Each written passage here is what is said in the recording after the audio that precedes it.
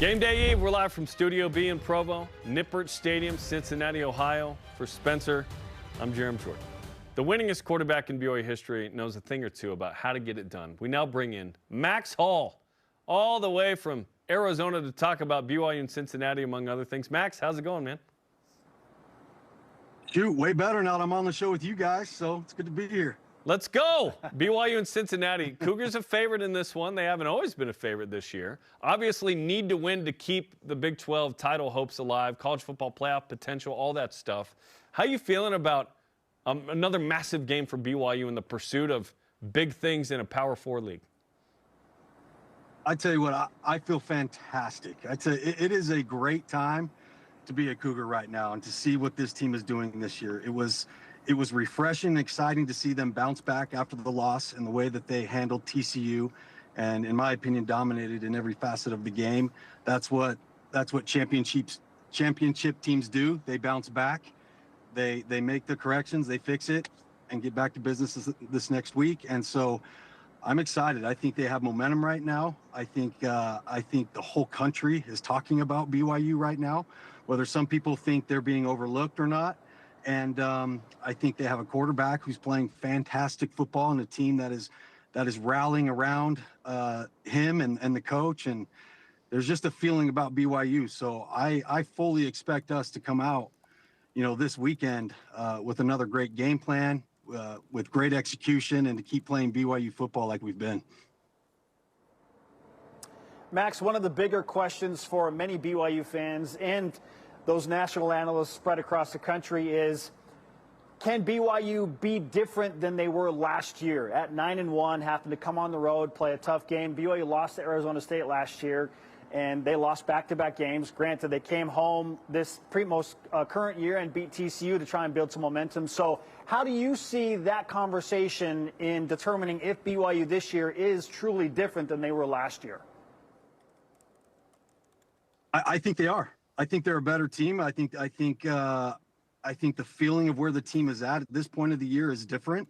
And I mean, I think you would agree with me. I think all of us, most of us, any game that we play from here on out, I think there's almost an expectation that we're going to win the game.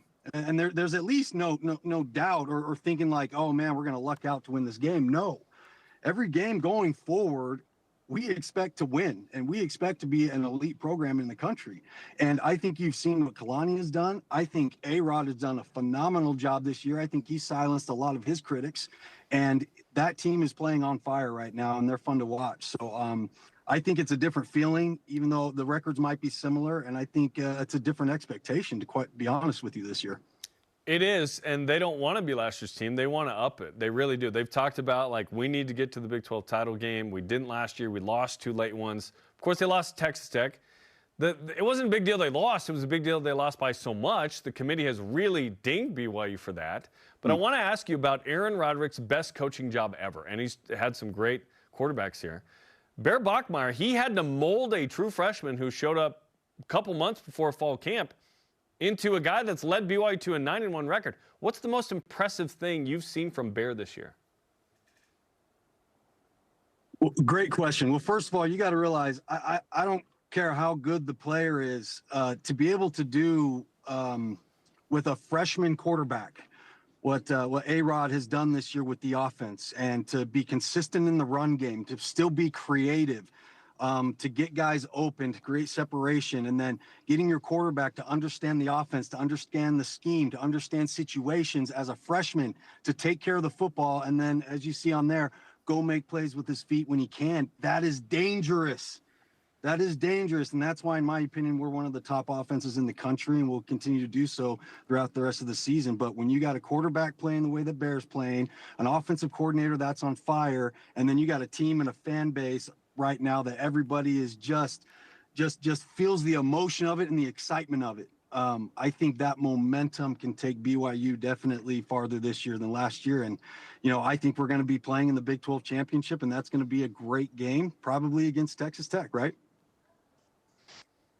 Getting to Dallas, obviously, goes through this Cincinnati game. So, Max, we just gave our opinions on the biggest advantages and concerns that BYU has in this matchup with the Bearcats. let's start with the advantages. Where do you feel like BYU has a clear advantage against Cincinnati in this matchup? This is where I think the advantages are. I think BYU is going to move the ball.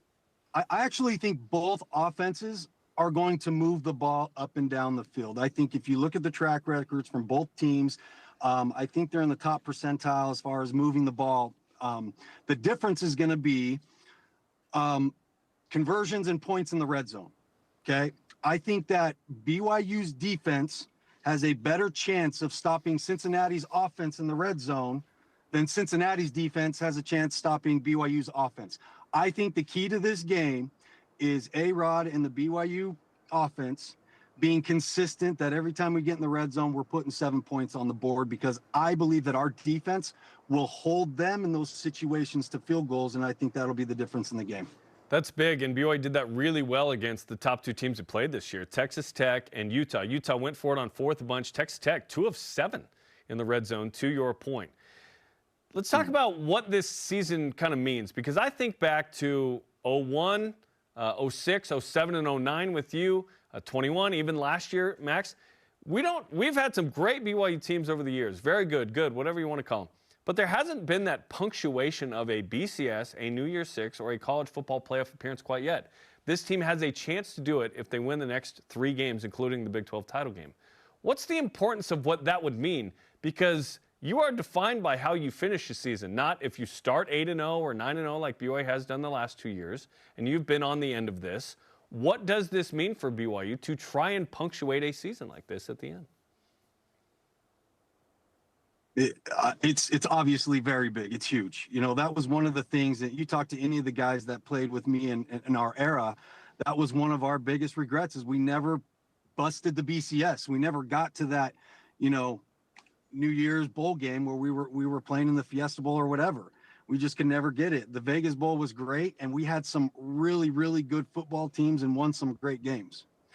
But I think if BYU can accomplish their goals this year and winning the Big 12 championship and then going and playing in the college football playoff, I think, in my opinion, it could be considered one of the better BYU football teams of late, or maybe even of all time, because there's not a lot of teams out there who have accomplished something that big. And so I think you have to look at it as this could be one of the best BYU teams we've had in a very, very long time.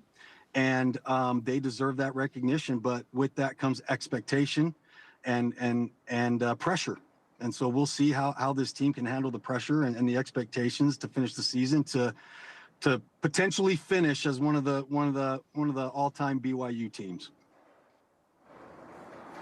Max, when it comes to how BYU is being perceived by much of the nation and certainly the College Football Playoff Committee, it's hard not to feel like there's some disrespect, and it just doesn't matter what BYU has done over the past 2 seasons. They're not being rewarded for what they have put on paper, and the Big Ten and the SEC still clearly reign supreme. So for the players, I can't help but think this has got to be a little distracting to hear that.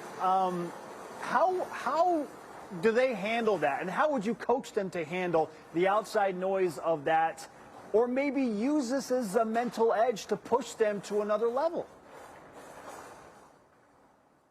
Now you're talking. Okay, when I hear stuff like that, I like it. I would much rather people in the press be talking about, you know, that we don't deserve it or we don't belong or whatever they want to say, because in my opinion, that puts fuel on the fire. That gives us more motivation. That gives us something to, you know, have a chip on our shoulder about, to prove people wrong. And I always liked playing from that position, a little bit of an underdog, you know, chip on your shoulder. People don't think we belong here, sort of an attitude. Let's show them. And so I think it could be a positive thing if BYU, the staff and the players handle it correctly, which I'm very confident that they will, and use it as motivation. We should use your post-Utah rant about the playoff committee. Yeah, I hate them. I hate everything about them. I hate their rankings. I hate their logic. It's all good. You know, Use it as that motivation. speech could be applied to many things in life. So, Yeah. go ahead. Feel free to use Yes, it. Okay. exactly. I don't like the teacher when they go extra at church. It's been 2 hours. I'm ready to go home. I got football to watch. I got whatever. Max, we appreciate it. Always great to talk to you. I talked to Enoch Watson the other day. Excited to have your former quarterback you coached on campus. We'll catch up another time and chat about him. Thanks for the time, man. Thanks, guys. Have a great day. Max Hall still doesn't like Utah, and I agree with him.